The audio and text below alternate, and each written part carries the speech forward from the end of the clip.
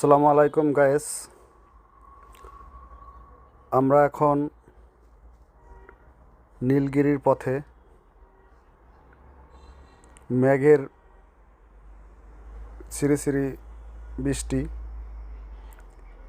চারিদিকে শুধু মেঘ। এগুলো কিন্তু কুয়াশা মনে করে আবার কেউ ভুল করবেন না, এগুলি সব মেঘ।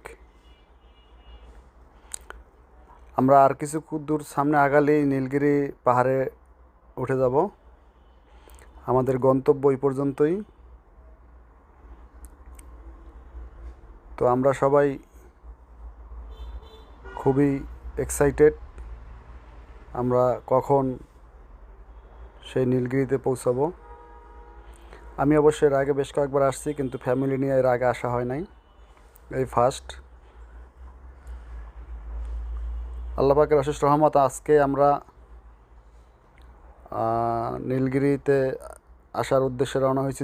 তখন প্রচণ্ড রৌদ্র ছিল, আকাশে কোনো মেঘ ছিল না। আমরা চিন্তাই করতে পারি নাই যে আমরা আজকে মেঘ দেখতে পাবো।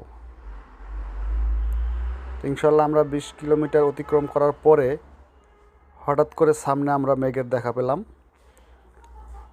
এবং এতই মেঘ যে কিচ্ছু দেখা যাচ্ছে না।